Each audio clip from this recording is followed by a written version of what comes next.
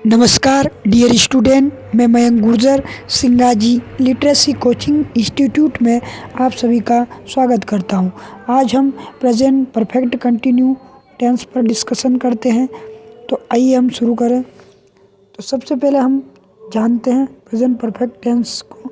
तो present perfect tense, जिसे हिंदी में पूर्ण काल कहा जाता है, इस काल में ज्ञात होता है कि किसी कार्य बीते हुए समय अर्थात भूतकाल में किसी निश्चित समय पर प्रारंभ हुआ था और वर्तमान समय में जारी है। अर्थात ऐसा कुछ काम जो पास्ट में चालू हुआ और वर्तमान में प्रेजेंट में भी कंटिन्यू है, जारी है। तो इस तरह के sentence present perfect continuous tense के अंतर्गत आते हैं। या दूसरे शब्दों में हम इसकी परिभाषा की बात करें तो इस काल के वाक्यों में यह प्रकट होता है कि कार्य भूतकाल में प्रारंभ हुआ लेकिन वर्तमान काल में भी जारी है। इसके वाक्य के अंत में इसकी पहचान देखें तो हिंदी वाक्य के अंत में आपको रहा है, रही है, रहा हूँ, रहे हो, रहे हैं आदि शब्द दिखाई देते हैं, लेकिन इसमें समय दिया होता है कि कार्य कब से शुरू होगा। इसमें समय दे रखा रहता है।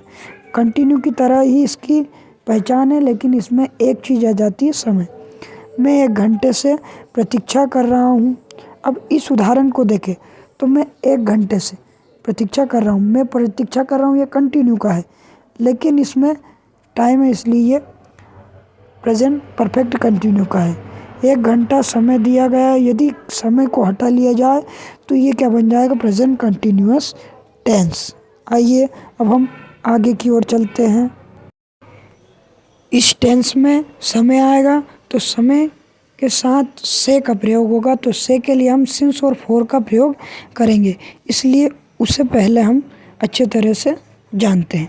तो आइए, मेन वर्ब के साथ रहा, रही, रहे, हूँ आता है और समय के साथ से का प्रयोग होता है। तो से के लिए हम सिंस और फॉर का प्रयोग करेंगे। जैसे राम 2 घंटे से 2 घंटे से घूम रहा, तो ये जो से आया 2 घंटे से, इसमें भी ये जो से आया, उसके लिए या तो सिंस या फॉर का प्रयोग करेंगे। तो दोनों में से क्या करें? इस कन्फ्यूजन को दूर करने के लिए हमें इसे अच्छी तरह समझना पड़ेगा। सबसे पहले हम जानते हैं सिंस का प्रयोग कब कैसे करना है।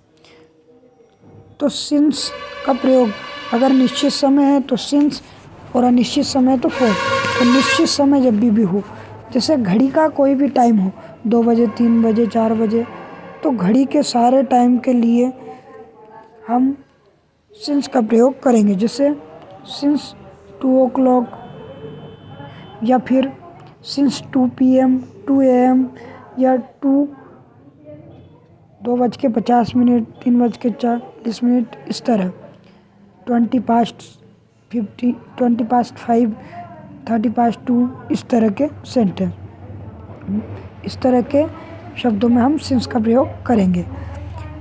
मॉर्निंग के साथ सिंस का प्रयोग, सिंस इवनिंग शाम से, सिंस संडे रविवार से, सिंस जुलाई अर्थात महीने के किसी भी दिन के साथ हम सिंस का प्रयोग करेंगे।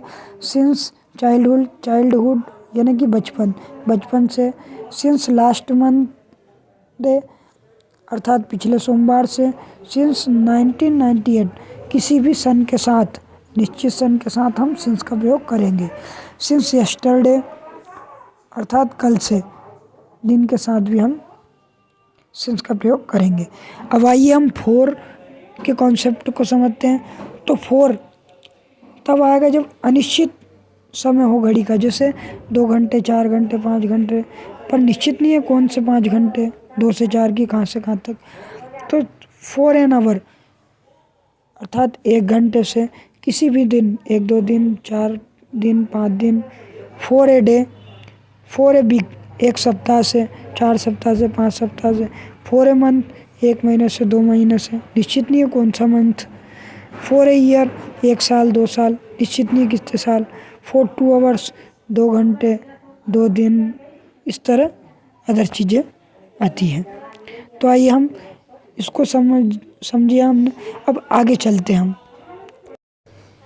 अब सबसे पहले हम इस टेंस में अफर्मेटिव सेंटेंस को देखते हैं। तो affirmative sentence in present perfect continuous में, तो इसके स्ट्रक्चर को देखें तो इसके स्ट्रक्चर में सबसे पहले हम सब्जेक्ट को रखेंगे, हैज़ हैव को रखेंगे, बीन वर्ब में हमेशा आईएनजी लगेगी, ऑब्जेक्ट सिंस फॉर और उसके बाद टाइम आएगा। अब रहा रही आया तो आईएनजी तो आनी है, और परफेक्ट है तो हेल्पिंग वर्ब हैज़ हैव लगेगी और प्लस समय के लिए बीन लग गया उसमें, और सिंस फॉर आना है इस टेंस में। उदाहरण से समझें। पहला उदाहरण, मोहन इस पुस्तक को 2 घंटे से पढ़ रहा है। तो Mohan has been reading, Mohan has been reading. अब मोहन सब्जेक्ट हो गया, हैज़ बिन हेल्पिंग वर्ब, क्या काम कर रहा है, वर्ब क्या है, रीड, और रीड में आईएनजी। तो Mohan has been reading, Mohan पढ़ रहा है। क्या पढ़ रहा है, इस बुक को, दिस बुक। कब से, 2 घंटे से, तो 4 2 आवर्स। वह जनवरी से इस घर में रह रहा है। तो ही, वह के लिए he has been helping verb हो गई, लिव वर्ब हो गई, उसमें ING. He has been living, वह रह रहा है in this house since January, जनवरी से। Rohit has been sleeping since morning, Rohit सुबह से सो रहा है। वह अपना काम 3 घंटे से कर रहा है। तो ही has been doing his work for 3 hours. मुझे सोमवार से बुखार आ रहा है। तो I have been suffering from A fever since Monday. अब नेगेटिव सेंटेंस, तो नेगेटिव सेंटेंस भी अफर्मेटिव के जैसे ही होगा, सिर्फ उसमें एक चीज़ बढ़ जाएगी, नॉट। नेगेटिव सेंटेंस में हैज़ और हैव के बाद तुरंत बाद नॉट का प्रयोग किया जाता है। तो सब्जेक्ट आएगा, हैज़ हैव आएगा, उसके बाद नॉट और बिन, वही वर्ब में ING, object since for. Mohan इस पुस्तक को 2 घंटे से नहीं पढ़ रहा है। तो Mohan has not been reading, Mohan नहीं पढ़ रहा है दिस बुक, इस बुक को 2 घंटे से। अब 2 घंटे निश्चित नहीं है कौन से 2 घंटे, इसलिए 4 लगाया, 4 2 आवर्स। वह 2 दिन से नहीं पढ़ रही है। तो she has not been reading for 2 days। Sharma ji मुझे 4 साल से गणित नहीं पढ़ा रहे हैं। तो Sharma mathematics for 3 years। Sharma ji has not been teaching me mathematics for 3 years। Rohit सुबह से नहीं सो रहा। तो Rohit has not been sleeping, और सुबह के साथ सिंस का प्रयोग किया जाता है, सिंस मॉर्निंग। वह जनवरी से इस मकान में नहीं रह रहा है। He has not been living in this house, और जनवरी की बात है इसलिए सिंस जनवरी। अब इंट्रागेटिव सेंटेंस, तो इंट्रागेटिव सेंटेंस में हेल्पिंग वर्ब को हम आगे रखते हैं जब वाक्य में पहले क्या शब्द हो, अर्थात जब जो क्वेश्चन है हमारा हाँ या ना आंसर वाला हो, तो उसे किस तरह बनाएंगे। तो हम सबसे पहले हेल्पिंग वर्ब को आगे ले जाएंगे। तो हैज़ हैव इंट्रागेटिव सेंटेंस में सबसे पहले क्या आने पर हैज़ हैव को कर्ता के अनुसार वाक्य के प्रारंभ में रखता है। तो हैज़ हैव सब्जेक्ट, उसके जस्ट बाद नॉट, अगर नेगेटिव है तो, और पॉजिटिव है तो नॉट नहीं लगाएंगे। बिन वर्ब में आईएनजी, ऑब्जेक्ट और सिंस फॉर और टाइम। क्या वह काम 3 घंटे से कर रहा है, हाँ या ना में जवाब देने का है, इसलिए इसमें सिर्फ हेल्पिंग वर्ब आगे आएगी। तो ही के, वह सब्जेक्ट ही आता है और ही के साथ हैड लगता है। तो had he been doing his work for 2 hour. Sorry, ये हैड नहीं है, हैज़ है, ये has he been doing his work.